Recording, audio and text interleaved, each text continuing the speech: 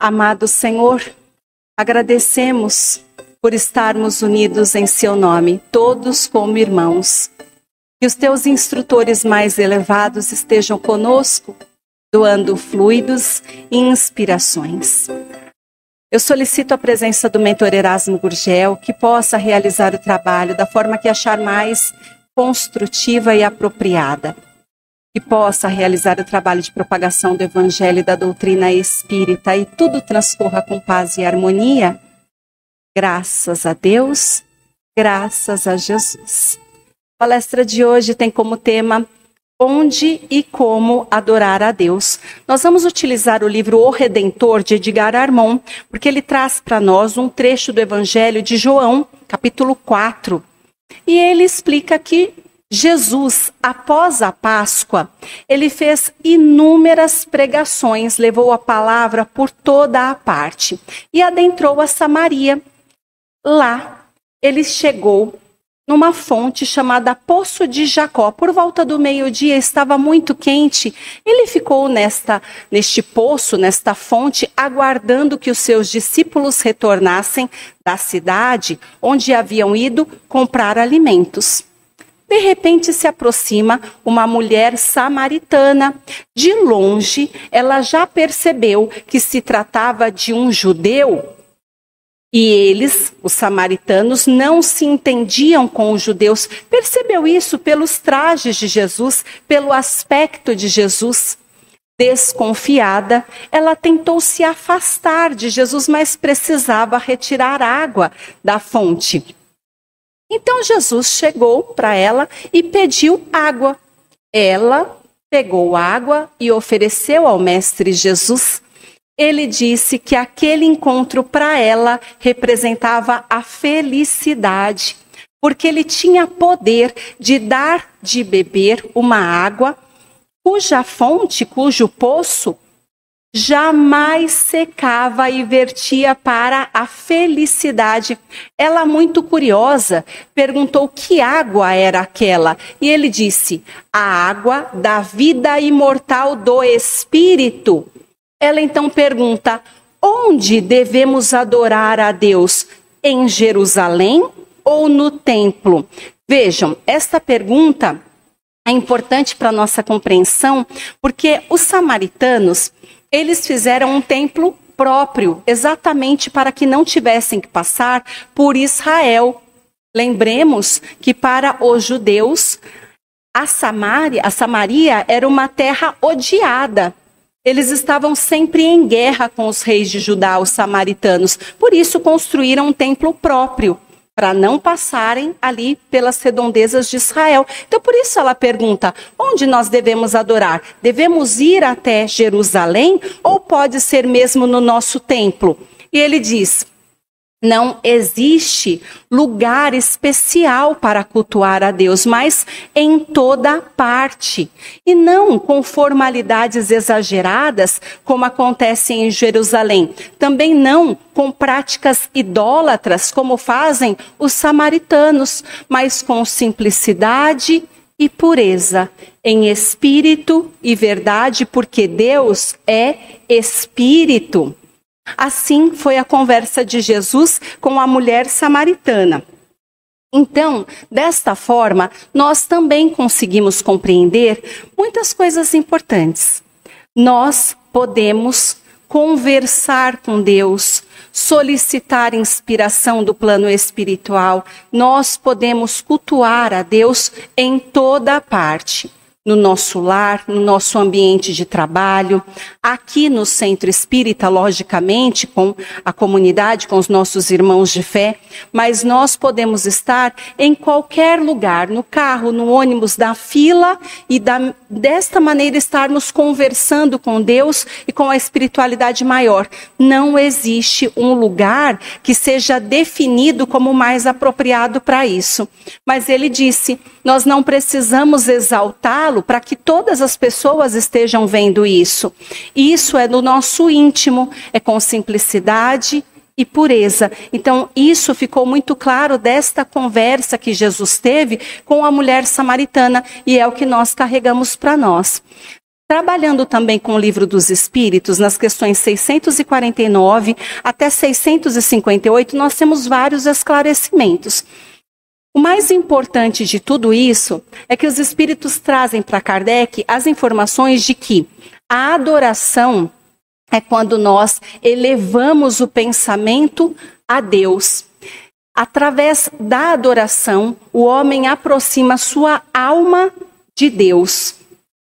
E Kardec pergunta para os espíritos, mas nós precisamos de manifestações exteriores? Nós precisamos mostrar para todos que nós estamos fazendo a adoração?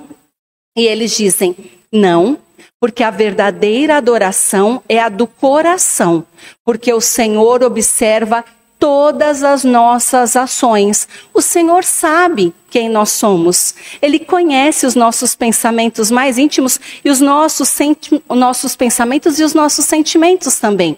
Então não é para Ele que nós fazemos estas manifestações de forma nenhuma.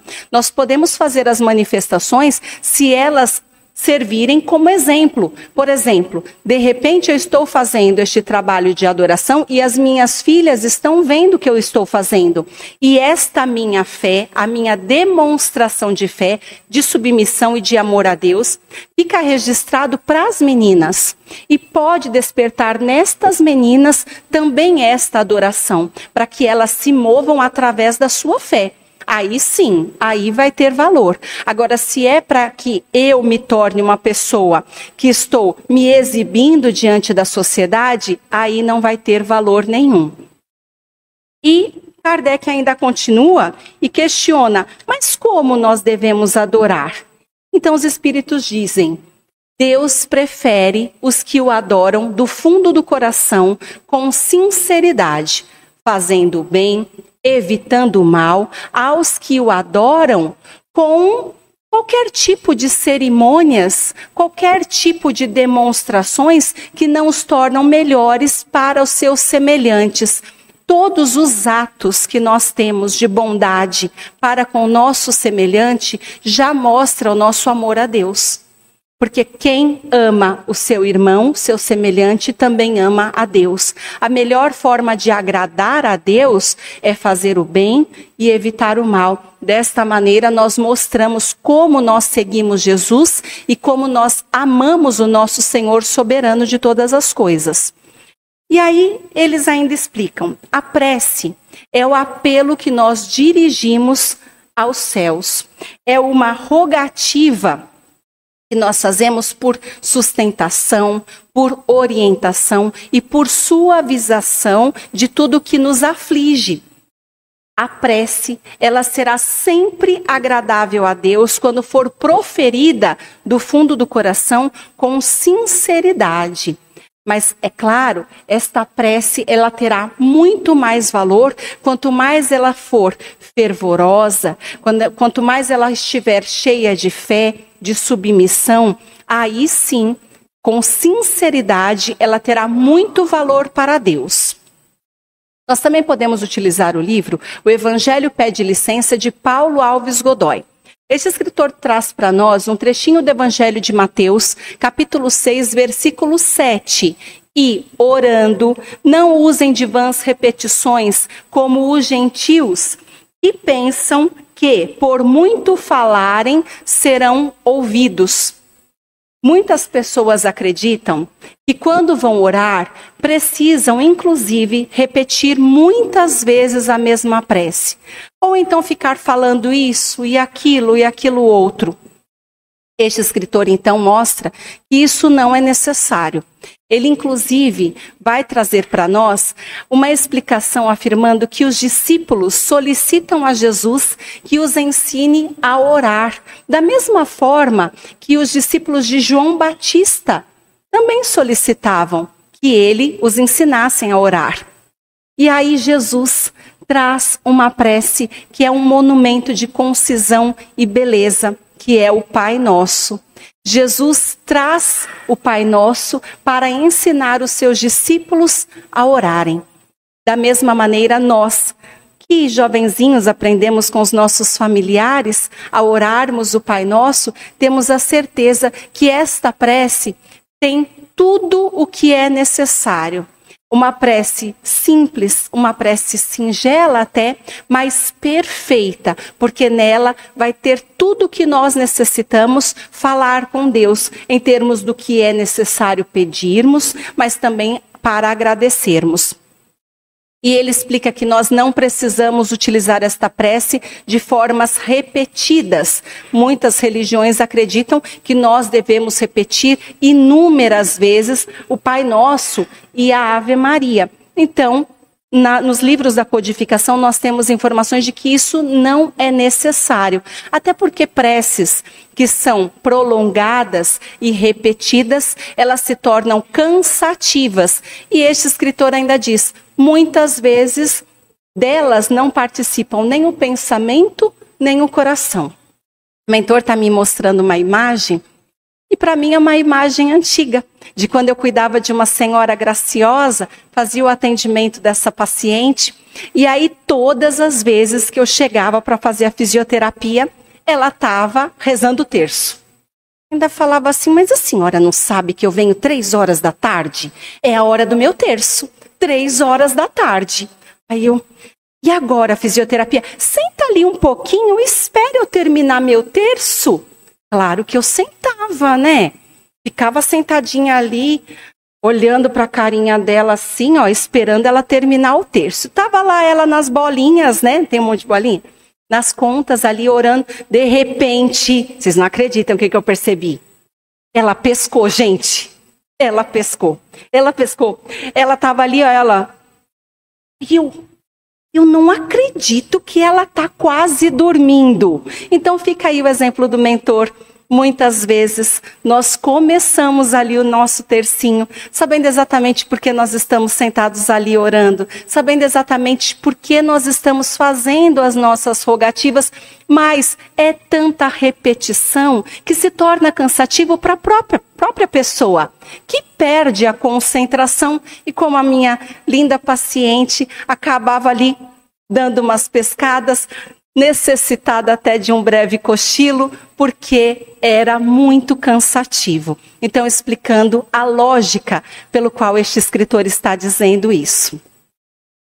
Ele continua afirmando que ensinou Jesus que um fariseu e um publicano foram ao templo para orar. Mas o fariseu, ele era o modelo da virtude. Ele era o modelo de um homem respeitável, porém, ele ocultava, sim, costumes dissolutos, enquanto o publicano, que era o cobrador de impostos, nenhum judeu gostava de um publicano. Ele era tido como corrupto, como um homem de maus pendores. Mas o fariseu, quando vai orar, ele se enche de orgulho e diz: ó Deus, dou graças, porque não sou como os demais homens, injustos e adúlteros, e nem como este publicano, jejuo e dou dízimo. Enquanto isso, o publicano não ousava nem mesmo levantar o olhar para os céus, batia no peito dizendo: ó Deus, tem misericórdia de mim que sou pecador. Com estes exemplos, Jesus traz para nós a postura de quem ora, como nós temos que nos apresentar em oração.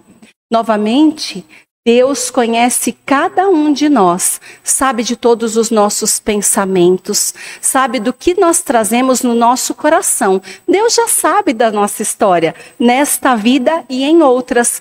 Nós podemos enganar a todos, podemos enganar até a nós mesmos, mas nós não enganamos a espiritualidade.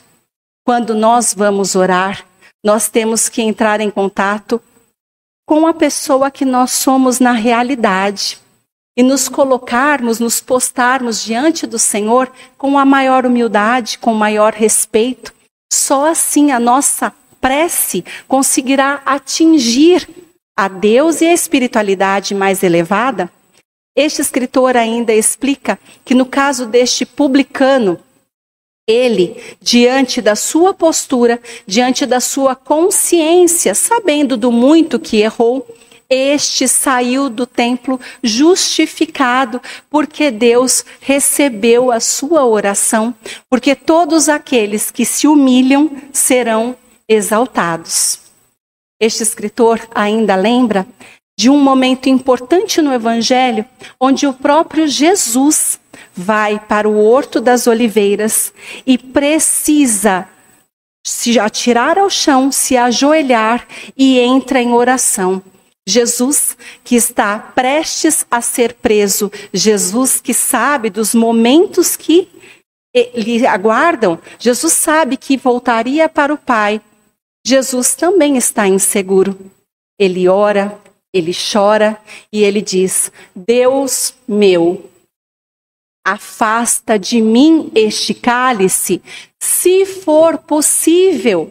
Passa de mim este cálice para que eu não o beba, mas que seja feita a sua e não a minha vontade. E este escritor, Paulo Alves Godoy, ele explica que Jesus sabia o valor da sua prece.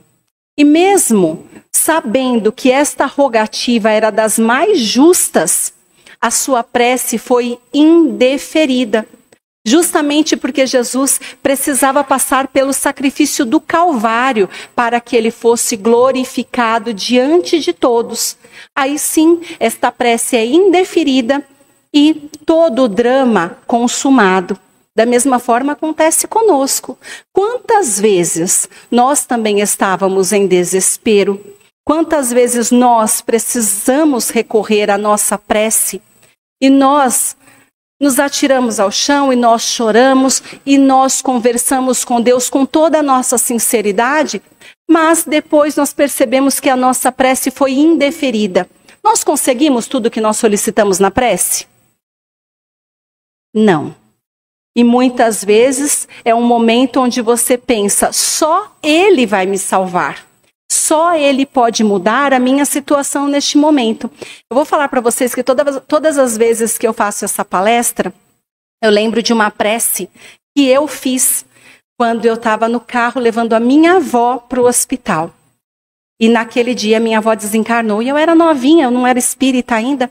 E eu orei com muita força. Minha avó estava sentadinha na frente, eu fazendo carinho na avó e pedindo a Deus que cuidasse da minha avó, porque eu não queria que a minha avó morresse. Eu acreditava que era uma morte e era legítimo e definitivo aquilo.